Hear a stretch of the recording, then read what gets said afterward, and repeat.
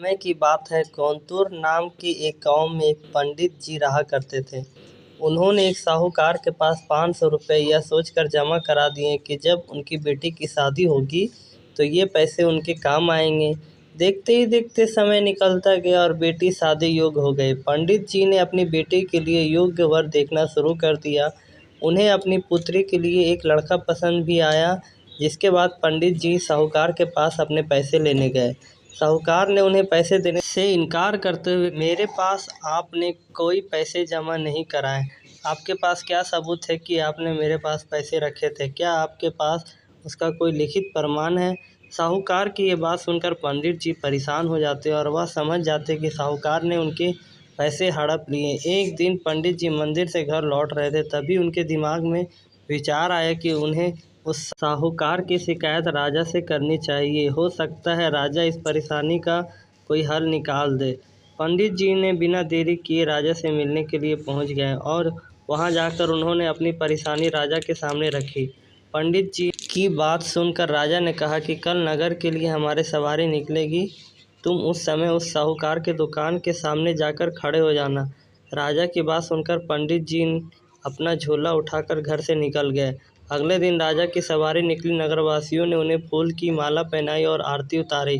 पंडित जी राजा के कहे अनुसार उस दुकान के सामने खड़े हो गए। राजा की सवारी साहूकार की दुकान के सामने आई तो राजा ने पंडित जी को देखकर प्रणाम किया।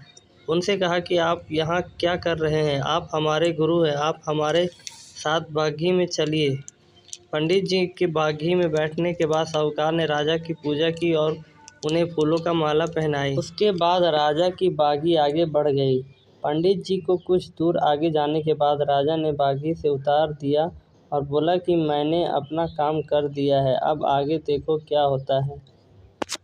पंडित और राजा के संबंध को देखकर साहूकार सोच में पड़ गया और उसे घबराहट होने लगी कि कहीं पंडित उसकी शिकायत राजा से न कर दे। वह घर जाकर रात भर सो नहीं पाया। सुबह दुकान पर जाकर सबसे पहले साहूकार ने अपनी मुनीम को पंडित जी को सहसम्मान दुकान में लाने के लिए कहा। मुनीम पंडित जी को ढूंढने निकल गया। कुछ देर बाद पंडित जी उसे नगर में एक पेड़ की छांव में आराम करते हुए नजर आए। मुनीम ने पंडित जी को कहा, साहूकार ने उनको दुकान में लेकर आने के लिए भेजा है। मुनीम पंडित जी का सम्मान के साथ दुकान लेकर आता है। साहूकार पंडित जी के आदर सम्मान के साथ बैठते हुए कहता है, मैंने पुराने खाते की अच्छी तरह जांच की और उसमें अपने मुझे 500 रुपये दिए थे, इसकी जानकारी मिली है। यह पैसे पिछले 10 सालों में मेरे पास जमा है, जिसकी वजह से इसका ब्याज मिलाकर ये 12,500 रुपये हो गए।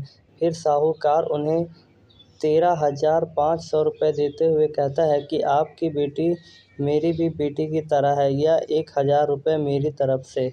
उसकी शादी के लिए साहूकार ने पंडित जी की 13,500 रुपये देकर बड़े ही प्रेम के साथ विदा किया। इस तरह पंडित जी को उनके अपने पैसों के साथ ही उसका ब्याज और शादी के लिए साहूकार की तरफ से 1,000 रुपये अतिरिक्त मिल गए। अगर कोई किसी को परेशान कर रहा है तो उसके सामने गिड़गिड़ाने के बजाय ऐसे व्यक्ति से मदद मांगे जो उसकी मदद कर सके।